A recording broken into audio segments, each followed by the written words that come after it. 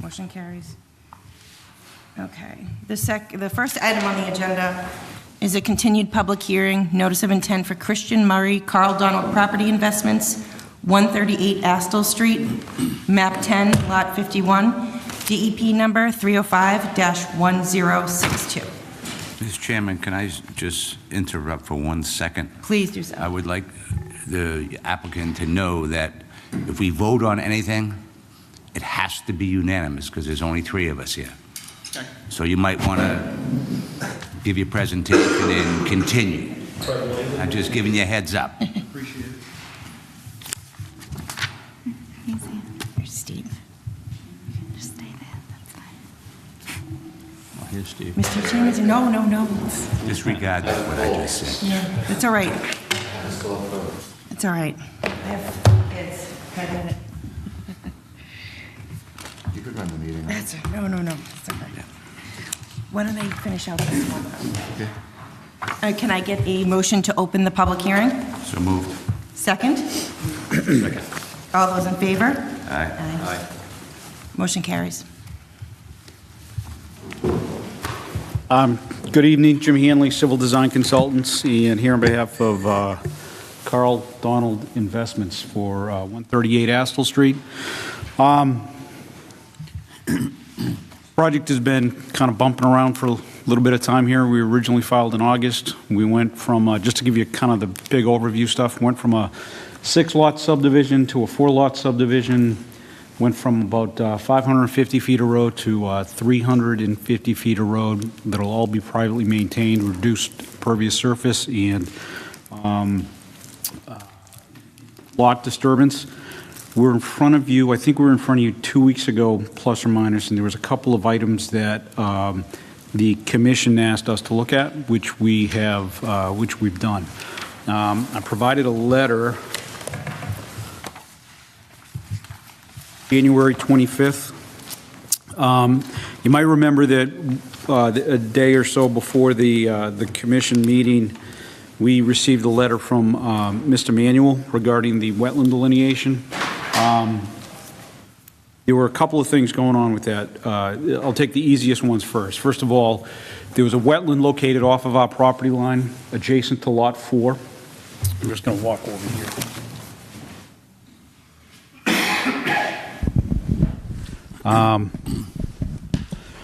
We basically stopped at wetland flag A16, which is the stone wall and the limit of our property line. There was an agreed upon, I guess, rough delineation of running 5 feet in parallel off of the property line, off of our property line for about 85 feet.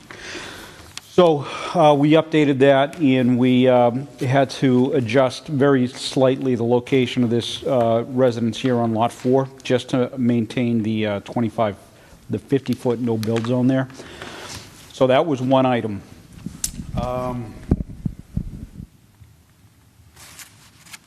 They also asked for open space and conservation easement, conservation signs along the 25-foot and open space signs, placards along the open space, so we're able to provide that.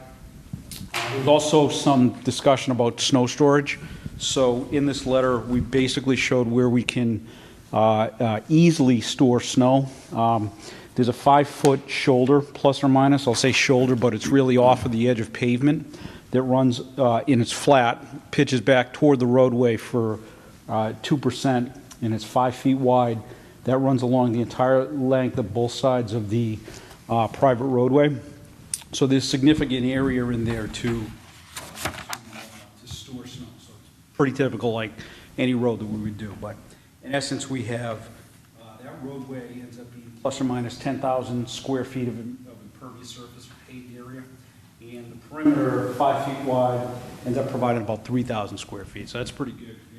Compacting that. And that 3-to-1 ratio is more of a rule of thumb. I don't think it's written down anywhere, certainly in your regs, but I think that is that's something that we shoot for on our side. So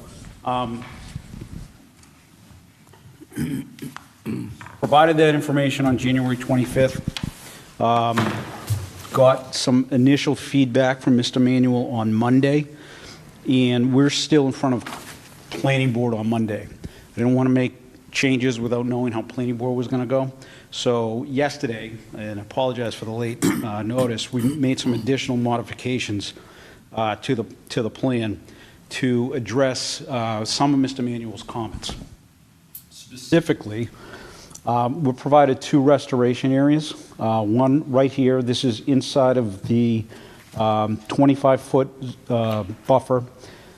It's actually already degraded, and by degraded, I mean it doesn't have trees. So we located our tree line, which is basically the back of this red line here. We only have a small area here. 1,150 square feet. And then this area in here is currently degraded, no trees. So we have an upland restoration area in these 2 locations. Now that's to try to offset as much of the impact as we can to the location of this potential vernal pool. So state records don't indicate that there's a vernal pool. If we were to try to certify this, we'd have to wait till later on in the spring. It's not on our property. There's a stone wall that divides our property from that vernal pool. But in an attempt to further mitigate, despite all of the reductions in scale of the project, you know, this is an easy 5,000 plus or minus square feet that we're able to mitigate. And by mitigate, I'm really talking about some additional seed mix, just cleaning it up, make sure it's stabilized, and be open to additional signage or anything to that matter. So that was Monday. 5 o'clock today. And I think Stefan, you could probably expand on this a little bit, but we got an email back from Mr. Manuel, and I think he did his best. I didn't give him anything until yesterday, so he was good enough to get something back to us. But in essence, I think the comment was, really want to define what the impacts around this potential vernal pool are. Tried to do that in the letter. I gave you 2 exhibits, Exhibit 1 and Exhibit 2, showing you what the existing disturbance is and what we're proposing to do inside of that 200 feet. I developed this just an hour ago or so. I just kind of want to give you a larger sense for exactly where this vernal pool is relative to the town-owned land that's right here, private property over here that we don't control, and then our site here. So you can see this is approximately the location of that. We've got a 100-foot buffer here. I'm just showing that to try to gauge the 200-foot and the impact that we have in the 200-foot. This red hatch here is area that's not treed right now. It's disturbed in some way, shape, or form, whether it has the residence, whether it's lawn area, whether it's a driveway. Everything in this area right now is currently disturbed. Our impact to this potential pocket here are on the extreme outer edge. You can see kind of our limit of impacts relative to what's already existing here. I'd say we certainly have less impact within 100 feet because of the restoration that we're going to try to do. We probably have less impact within 150 feet, and we have more if you add everything up inside of that 200. But again, it's really on the furthest outreaches of the perimeter. One other thing to just kind of keep in mind, we don't know this is a vernal pool. We look at it, Bill's really good at what he does, but there's a process that he has to go through too, that we all have to go through, that defines or confirms that those are vernal pools at a certain time of year. It's not that time of year right now. So from our perspective, we've been working on this project since August. We've dramatically reduced the scale of it, and we are trying to move it forward. And we're trying to provide these additional items here, almost on the assumption that it is a vernal pool, and that we're trying to do our best to try to offset any impacts that we have. So with that, if you have any questions, I'll try to answer for you. This is a public hearing. Should I open it up to questions regarding 138 Astle Street? Hi, could you come up and state your name and address for the record?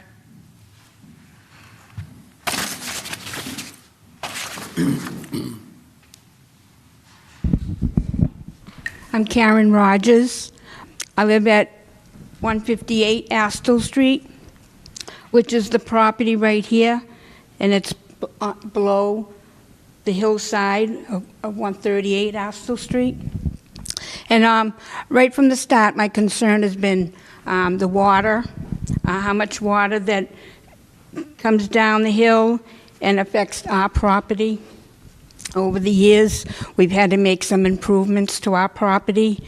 We've been there 50 years, and we've been making improvements, but we still have to pump water from our cellar, especially this past rainy season.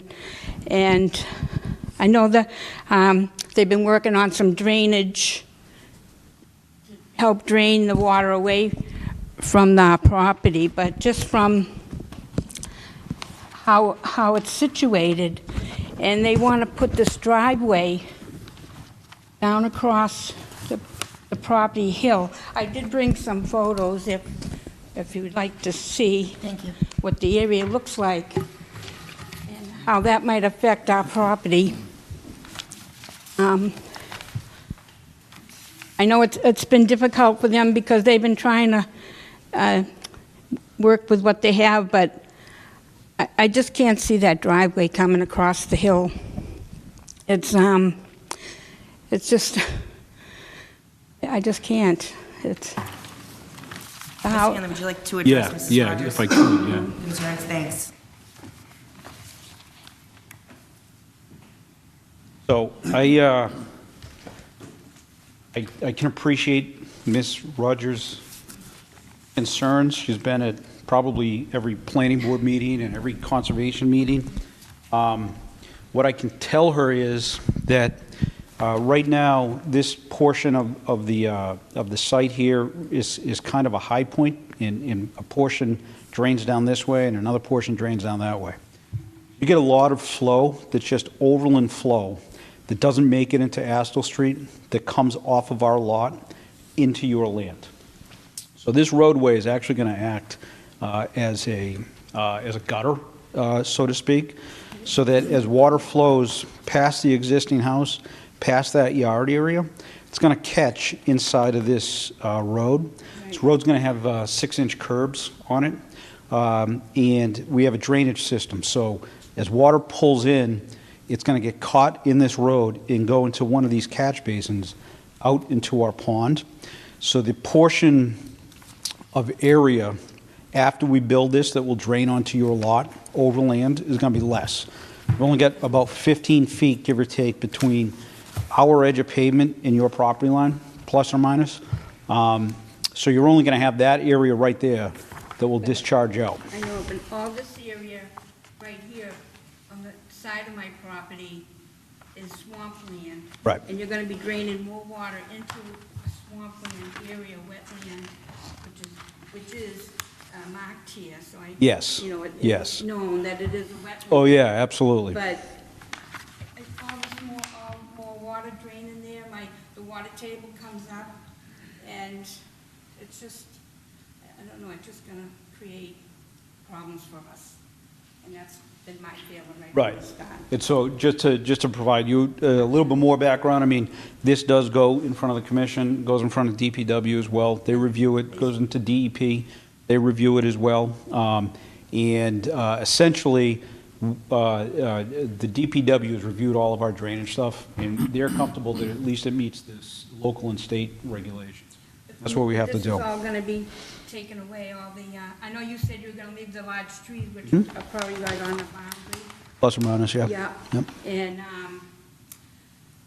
I don't know, leaving those trees, but all this is gonna get graded Yeah. and pushed back, and my property line goes up maybe in the back here, it's like in a bowl, so I do have a hill right here, and right above the hill, it's at the top of the hill, but then it slopes back down again. Yeah. So you get all lowland down here with this house, is that number two? Well, 2, yep. Lot two? Yep. That's gonna be down in that Yeah, so that's going to discharge, I mean, anything over here that doesn't get caught in the road is going to go into that wetland area. But we look at what's going into that wetland area today versus what we're going to put into it if this gets approved. And essentially what ends up happening is we store this water in this pond, it slowly releases so it doesn't flood out the existing wetland. And then once it gets into this wetland, it comes to the, I guess it would be the west of your house down here, and crosses through a culvert that Astle Street is there already. This stays wet. Oh, I'm sure it does. It's not gonna- Yeah, It yeah, doesn't drain out. correct. And it won't drain out when we're done. I mean, the goal is that it's the same. We're not gonna fix it, right? That's what I'm afraid of. Yeah, right, I know. Being the same. Right. Or becoming worse. Yep. That's, okay. Thank you.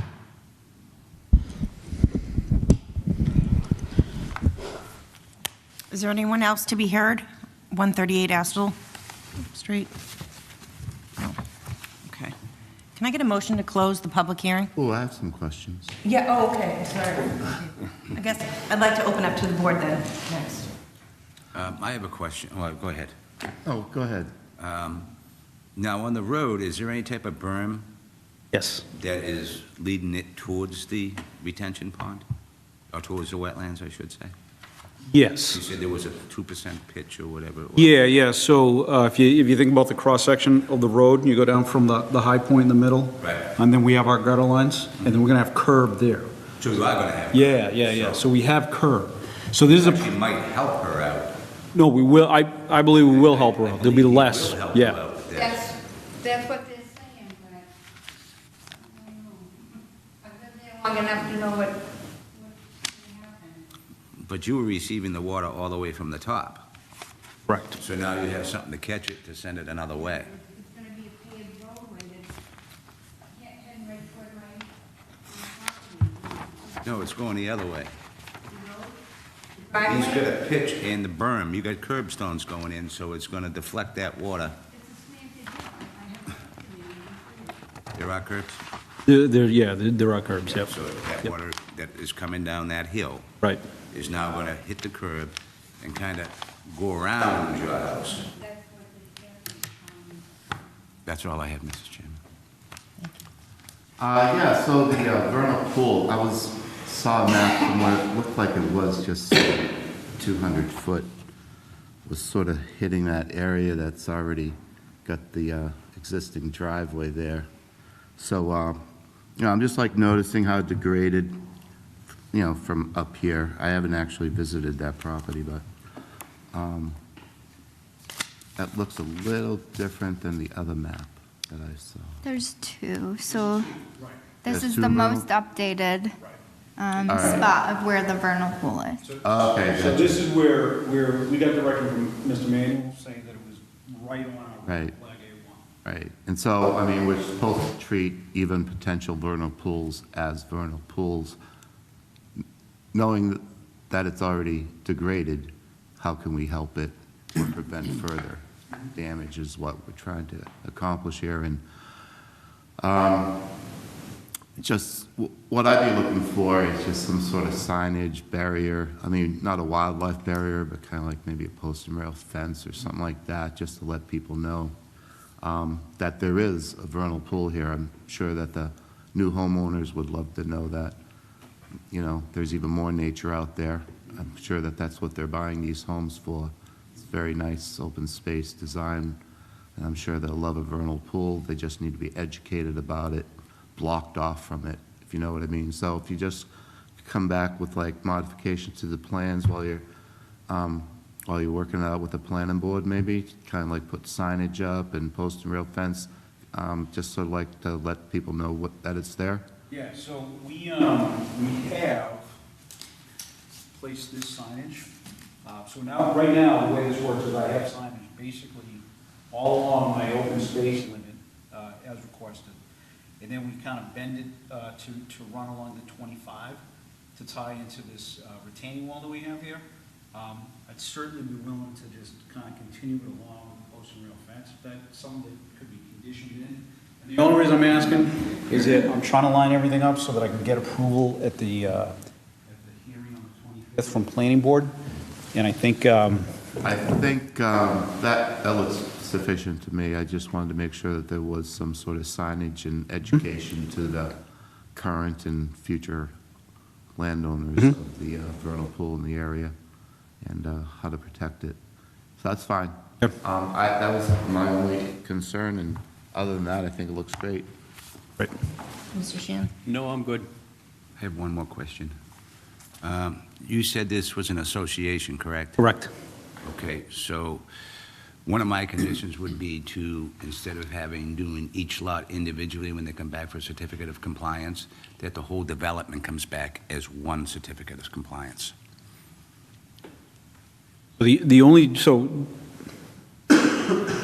Totally agreeable to that, but the only challenge is that you can lose control of that in that sometimes they might want to build lot 1, somebody might buy lot 2 but not build on it, and then somebody buys lot 3. So that could be a bit of a challenge to be able to.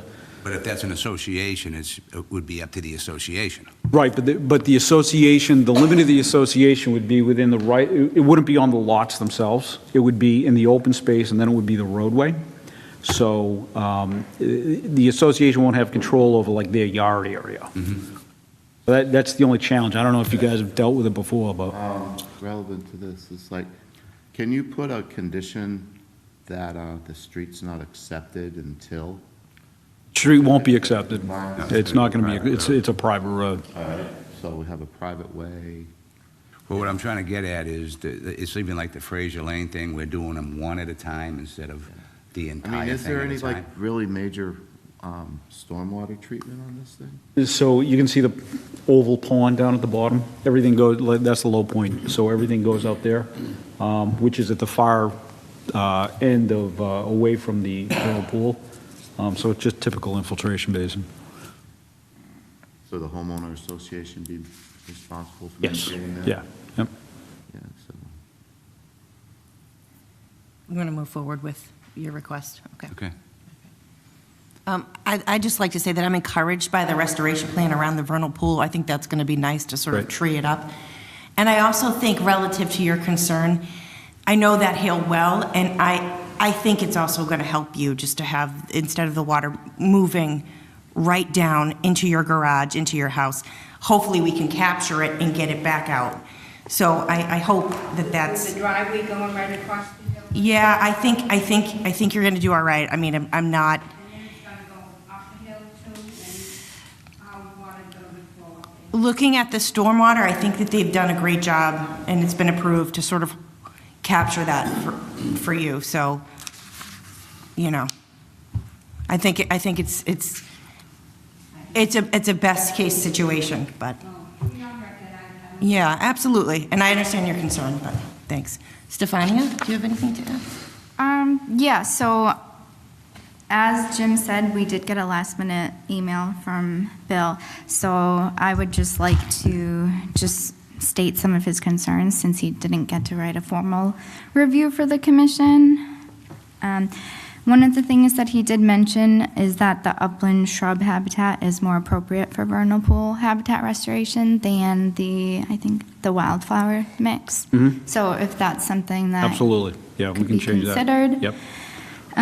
He also recommended that additional signage be placed at the edge of the restoration area on Lot 1.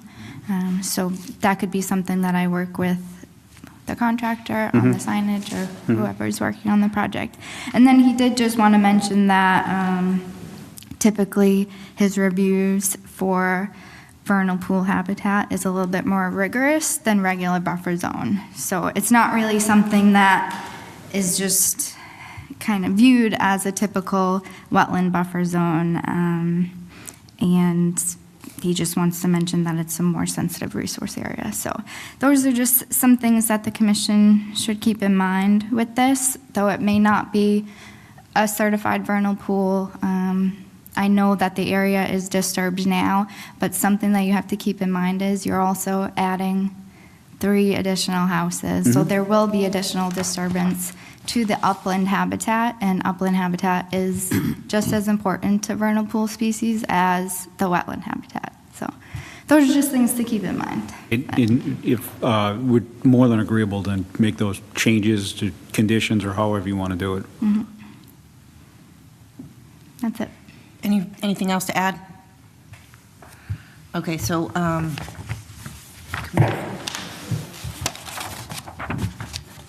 okay, so can we, so is the board in agreement that we add the two conditions about the certificate of compliance for the homeowners association as a unit and the post and rail fence and markers around the vernal pool area? Is that agreeable to the board? It sounds good. So can I get a motion to that, to add those two conditions? I Please. don't want to muddy the waters, but the condition relative to the homeowners association, I'm just not sure how the mechanics of that work, because Right. Lot 1 is in a buffer zone. If we sell that before everything else is done, the mortgage company is going to want a release. Right. So we want 3 separate notice of intents for each lot. Orders? Is that what you're asking? No, Now, you have definitely to- not asking that. Compliance, so. Yeah. Right, I guess, So technically, you should have 3 notice of intent for each lot, if you want to go individual lots with a certificate of compliance. I don't want to do that, so if that's the way you guys want to administer it, then we'll work with it, yeah. I guess, I don't know how you're going to do it with occupancy permits and Yeah. stuff like that, so. Some towns do require that. For every house that's in a buffer, they would require individual ones, where you guys, typically in the past, it's been, All right, so. it is one project. So there'll be a condition on each lot that they're going to have to come in for their own separate certificate of compliance for their lot, Okay, right? Is that the way that we've been working it in the past? yes, right. I think it's been, you tell me, but I think you guys have issued partials, right? Which gets hairy for you. My notification to the homeowners association is that each one of these lots needs a certificate of compliance individually, so they have to know that, so that all this stuff is done and not sticking another person with it, right? So I guess in that case, I'd rather have to just do all the stabilization and get one. That's what I'd rather do then. Right. Than have 3 and 3 different filings and go through that process, I so. think that's what we're aiming for. Okay, right? okay. Okay, so we're clear.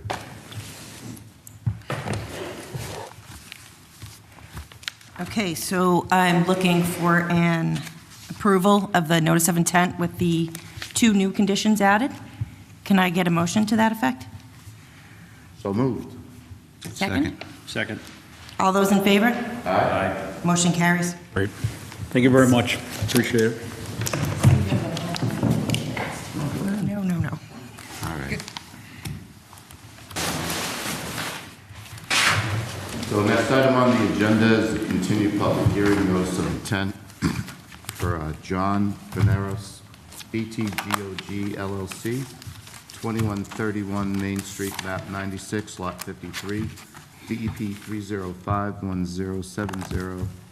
The applicant is requesting a continuance to February 20th. Anyone to be heard on this matter in the public? No? Excellent. Can I get a motion to continue to February 20th? So moved. Second? Second. All those in favor? Aye. Aye. Opposed? Motion carries. Next item on the agenda is a public hearing request for determination of applicability. Joseph Collins, 41 Mill Street, map 99, lot 88. All right, just have a seat up here. Introduce yourself for the record and tell us what you're planning. Going. My name is Joseph Collins. I live at 41 Mill Street, and I'm here to try and build an addition on my house for a family suite. All new to this, so I don't really. Stefania, are there any major concerns with this project that you noticed? So I don't have any major concerns. The site is within the riverfront area.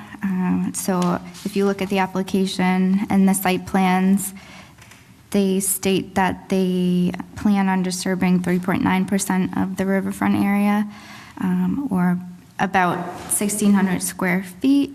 So this would meet the requirements of the Wetlands Protection Act for riverfront area. Okay, so you're saying it should have a notice of intent? And that's not what I'm saying. What I'm saying is it meets requirements for riverfront area. Okay, No. but not necessarily that it would trip any additional protection under the Riverfront Act. Meaning that they'd still be able to do what they're trying to do within the riverfront, correct?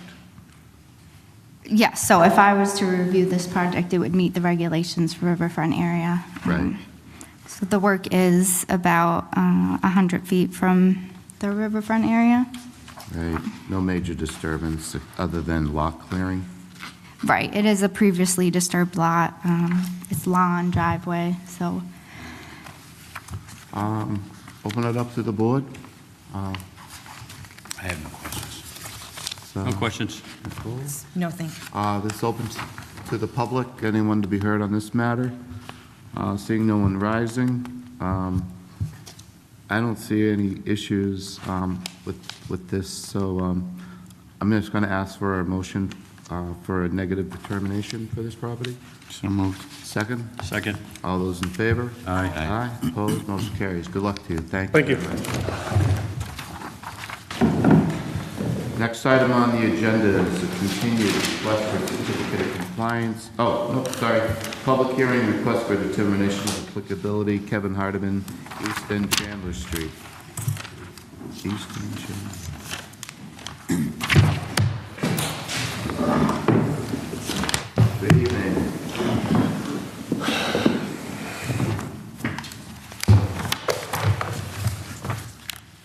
Good evening, Mr. Chairman, members of the commission.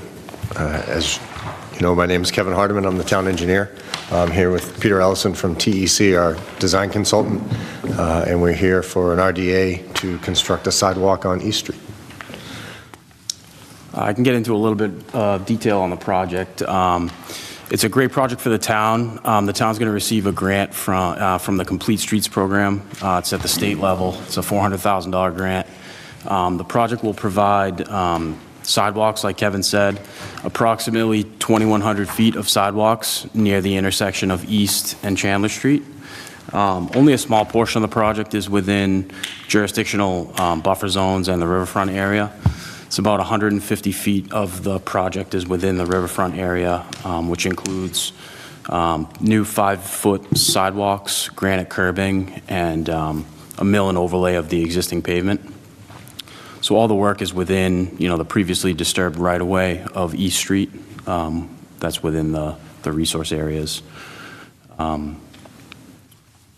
The commission has any questions at this time, I guess we'd be happy to answer them. So you're going down to Strongwater Brook? You're not going down that far, right? Just going up to like Livingston Street, or how far? No, so Chandler? the jurisdictional area is actually towards the cemetery Right, on East Street. okay. Yeah, That area there, okay. yeah. How far down are you guys going with sidewalks? So on East Street, we're going to connect the sidewalk that continues in front of the cemetery and then ends near the pump station. And we're connecting up to the sidewalks that end near the East and Livingston intersection. So there'll be a, ability for the seniors to, walk down to the center of town if they desire from the senior center and things like that. Sweet, So, nice, yeah. And, It's long overdue. yeah. I agree, Bus stop yes. there, too. There's a bus stop. Yes, for the LRTA there is, right. Right. No, this all looks real good. Mr. Holland, do you have any issues? I have none. No, I'm all for it. Anyone in the public here to be heard on this matter? Yes, sir. You want to step up to the podium? Just introduce yourself for the record. My name is Michael Deschler, 242 East Street. This project's going to go probably 150 feet across my property, in front of my property frontage. I have some questions about the sidewalk itself. Can you answer? My property, I have approximately 75 feet of bushes. After that, I have probably a 100-foot pine tree. My concern is when you cut down, excavate that sidewalk, you may affect the root system of that pine tree. So I have a commitment from the town or from you, if you would remove that pine tree, so I don't have to worry about that dying in the future. Okay, we can definitely take a look at that pine tree.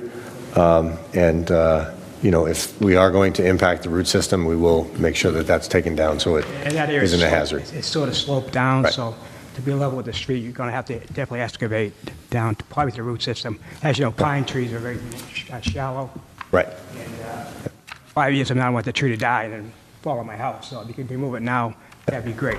Okay. The other concern I would have with the burning bushes, I think they're far enough away. They're probably 10 feet from the street. My concern again would be that those bushes. Okay, pine tree can go, but I need to keep the I'm sorry, I didn't hear that last part. the burning bushes, 75 feet of burning bushes in front of my property, they're approximately 10 feet from the street, so they're probably fine. Okay. I just want assurance that you won't harm them also when you start digging down for your sidewalk. I'm all for the sidewalk, Yeah. believe me. It's a long, like Dennis said, it's a long time coming, and it should be there. Okay. Yeah, we'll definitely protect those bushes. Okay. Yep. And the Are other the thing, too, bushes in the town's right away, or are you planning on it's moving approximately them 10 feet from the back? street. It's probably 10 feet from the street on So- my property. They may or may not be affected? May or not be, I don't know. You know, So, I know the root system, you know, I don't know if our burning bushes go. I have no idea. but they're fairly well established, so it's not Oh, like yeah, you could they're relocate them. 6 feet high. Yeah, It's a barrier. Right. Sound barrier is what it is. sure. So I would like to. Right. Yeah, we'll protect that for you. Great. The other concern too would be, I have a mailbox that's secured in the ground. That's probably within 2 feet. It's going to be in your right of way there, where your sidewalk's going. Right. What do you plan to do with that? So any mailboxes we encounter, like we just did on Pleasant Street, we'll remove and reset those Okay. in accordance with the U.S. Postal Service specifications. So we have to follow how to reinstall those based on what the U.S. Postal Service wants. But we typically work with the homeowners and, you know, make sure that they're happy with the location as well. So, Great, okay, great. Last thing is, my driveway comes out, and I believe you're going to start on the right side of my driveway where the existing sidewalk is now down to the cemetery. yeah. Are you going to repair that or remove it and replace it? Sidewalk there now, it's in tough shape. Right, we'll fix about 10 feet of that existing sidewalk. Yeah, we don't have the money to repair the rest of that at this point. So you're going down to the cemetery, to the pump station? No, we're connecting to the sidewalk on the pump station side of East Street. You know, what I was saying to Mr. Diekoff, he was asking about Livingston Facing the Street. pump station, talking about the right-hand side. Right. And from the end of that sidewalk, that existing sidewalk, we're going to continue up to almost to Livingston Street. That's not my driveway, it's where it ends. Right. So you're not going to touch that at all? We've got about 10 feet of, actually, What 10 feet are you talking about? yeah, we've got about My driveway or at the pump station? 10 feet of restoration of that sidewalk towards the pump station. So if you're facing your house on the left-hand side of the You're only taking, driveway. you're only saying 10 feet, not the entire, Correct. okay. But from the left-hand side of my driveway all the way to the state hospital? Yeah, to where Street, the whatever. concrete ramp is, Yeah. up near the Livingston Okay. Street intersection, Okay. yeah. Great. Yeah. I'm all set. Okay. Thank you. Thank you. Thank you. All right. Seeing no one else rising, can I get a motion to close the public hearing? So moved. Second? Second. All those in favor? Aye. Aye. And opposed? Motion carries. As for the request, I believe that we're looking for a negative determination. Can I have that motion? So moved. Second? Second. All those in favor? Aye. Opposed? Motion carries. Thanks a lot. Thank you very much. Have a good night. Okay, next item on the agenda is continued request for certificate of compliance. Allen Major Associates, 832 and 836 North Streets, map 51, lots 41 and 41, BP 30598. Good evening. My name is Chris McCarthy. I'm with Allen & Major Associates on behalf of BC Acquisitions, the project Innovation Drive. Part of the certificate of compliance was providing an as-built to the town. I know Phil Cordero, the project manager, had walked the site with Stefania back in late October, early November, to review the stabilization and the in-place erosion controls. The project has been done for a few years now, but we just wanted to get that erosion control removed, so we've applied for the certificate. I know it's been a few months since, we keep continuing it, but as part of the process, we provided the as-built to the engineering department, and they had some comments and additional requests. So we sent the survey crew back out there. They've done the rest of the work. We've sent copies to Kevin Hardiman, the engineering department, and Phil and Kevin have talked. I guess everybody's on the same page, so we're just here to close this out and request the certificate. Stefania, is there any open issues that you're aware of? No, I believe that all of the concerns have been addressed. Yep. So I think that we are all set now. Mr. Sheehan? I'm good. No comments. Okay, so it's a public hearing? Seeing no, can I get a? I ran everybody out of the room. It's not a public hearing. So Okay, wait. So, can I get a motion to issue a certificate of compliance for Allen and Major, 832 and 836 North Street? So moved. Second? Second. All those in favor? Aye. Aye, opposed, motion carries. Thank you. All right, this is great. Quick. Next item on the agenda is a request for a certificate of compliance. Sean Kelleher, care of Michael Dixon, 41 Orchard Street, map 60, lot 135, DEP 305675. Stefania, is this just a, So I can kind of go over this. The next two certificate of compliance requests is for the same subdivision. So this would be the Orchard Street subdivision. okay?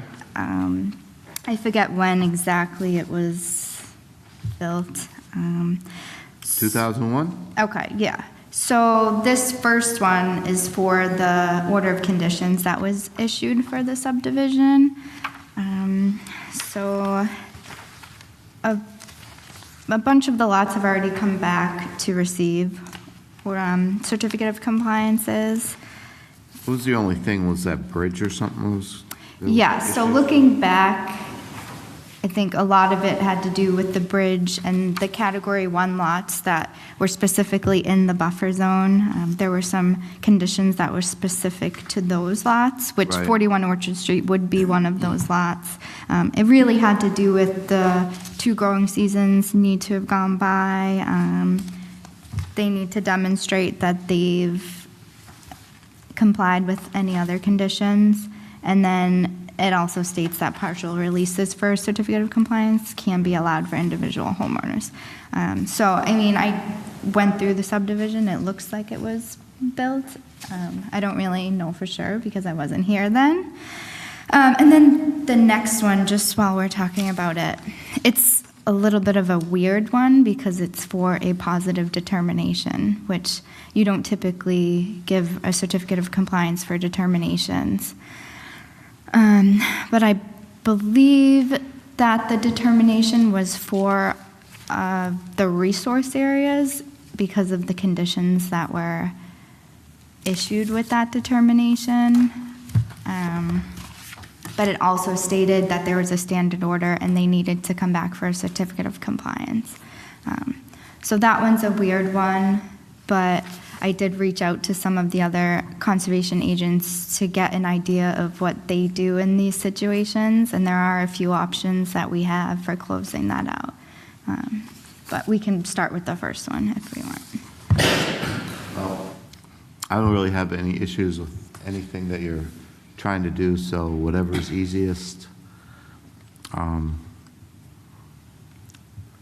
think that's fine, and sounds good to everyone else, right? Just, Well, it's as long as the first one, the 41 Orchard Street, it's 2 different lots, or is it 1 lot? It's one lot. So it's 41 Orchard Street, but the determination and the order is tied to this lot, so. So we had a They both- positive determination, and they did file a notice of Yes. intent. Yes. But, so we need 2 certificate of compliances for that? So maybe. So for the positive determinations, there seems to be 4 options that the commission can take. So this is just kind of what other towns do when this comes Okay. up. So one is follow whatever the permit told you to do. So in our case, it told us to get a certificate of compliance, so that's what we would do. The second option is to issue a compliance letter. Pretty much that just says, from what we can see, they complied with whatever was in that determination. 3 is to issue a letter explaining that there are no COCs issued for determinations and the property's all set. And then 4 is some towns have created their own like certificate of compliance for determinations called a certificate of substantial completion, and they just issue those for these types of projects. So But what's number 1? follow what the permit required. There you go. Did we follow what the permit requires? So that would be issuing a certificate of compliance. Sounds good to me. Sounds good to me. Okay. All And right. is this what we want to do going forward? A positive determination does not require a certificate of compliance to me. Correct, but in the past, they have been recorded, and once they're recorded, there needs to be some process to get it off of these people's deeds. So we need something, so whether we give them a Oh, letter. positive whether- determination, it goes on their deed? They have to Yeah. file that? Yeah. They don't, but in some cases, people have. And then this comes up where there's, well, I can't give you a certificate of Okay, compliance, there's no do we certificate know of that, compliance. then there was a positive determination on the deed? All right, so we should do 2. Issue a compliance letter? Yeah. No? All right, number 1, right? Whatever. I would think it would be number 1 and number 2. I would say that we approve the certificate of compliance because you said they are in compliance and issue them a letter stating that they're in compliance. And if there's something else on that deed, Right. that's letter would be. Letter backs it up. Yeah. Or a certificate of compliance on it states, is there like another section on it? That was, they should have filled in.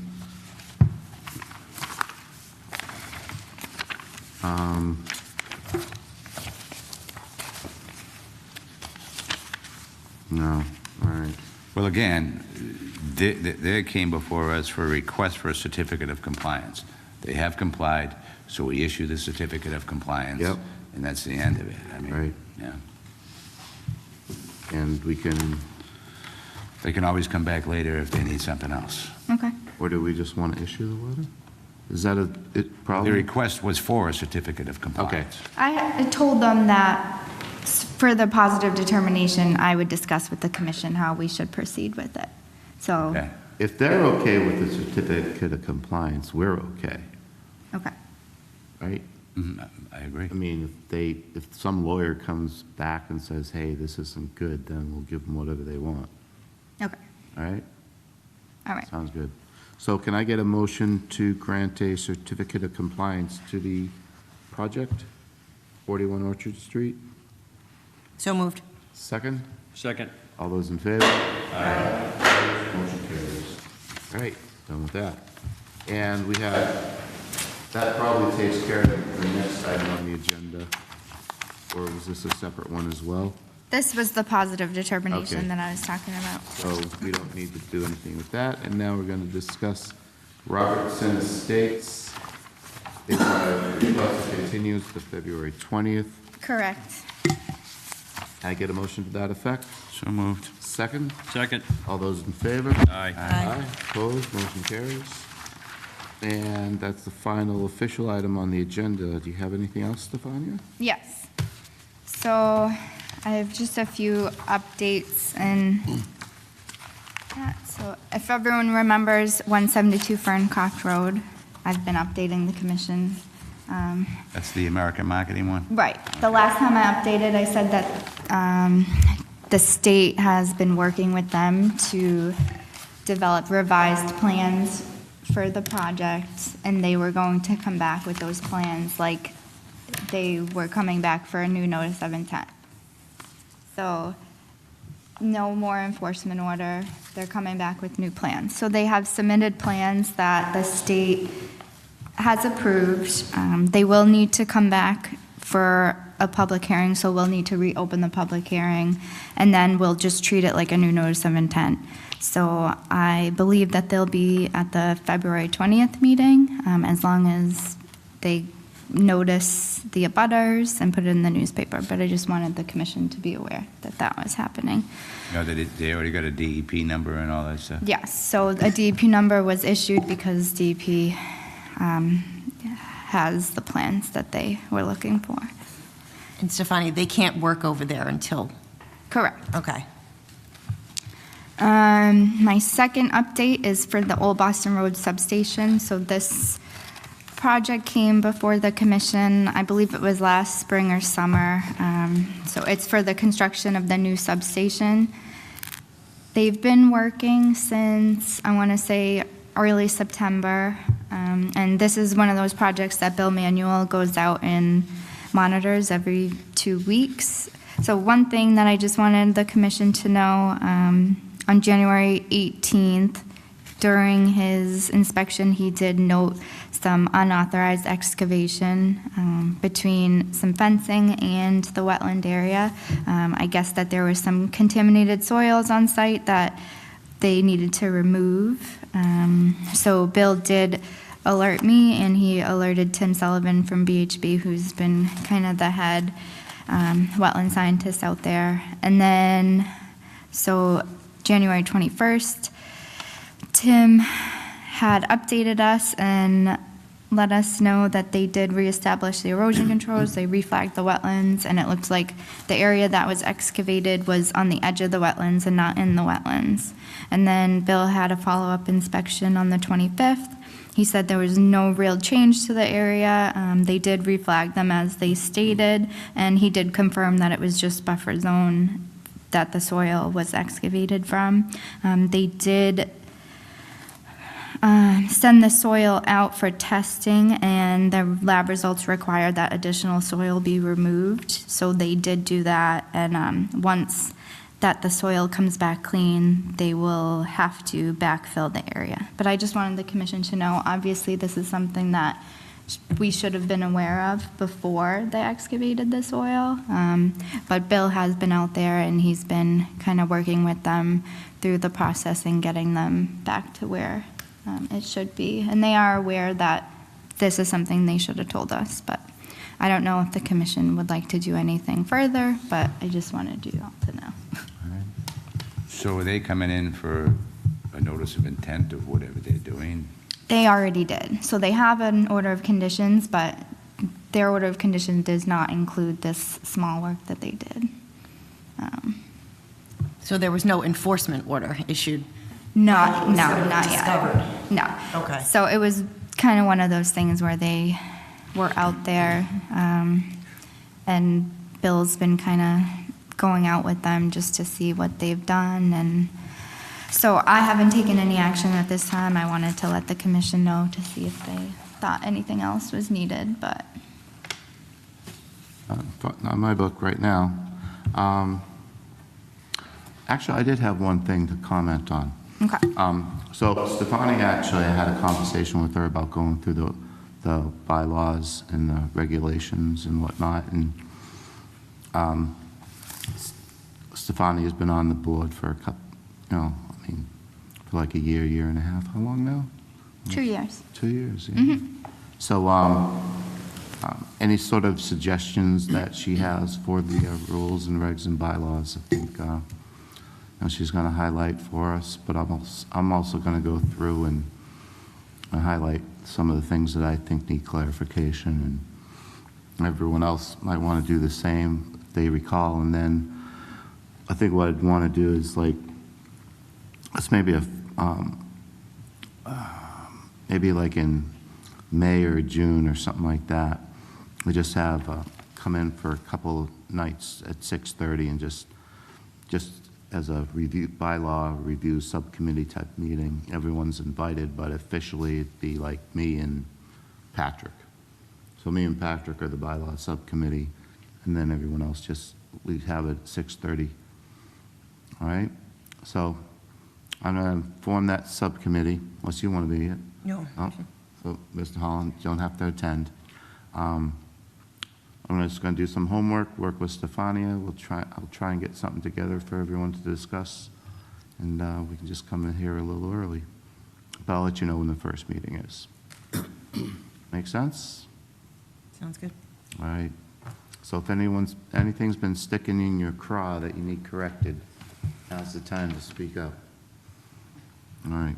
So if that's not it, can I get a motion to adjourn? Motion to adjourn. Second? Second. All those in favor? Aye. Aye. Opposed? Motion carries. Thank you very much.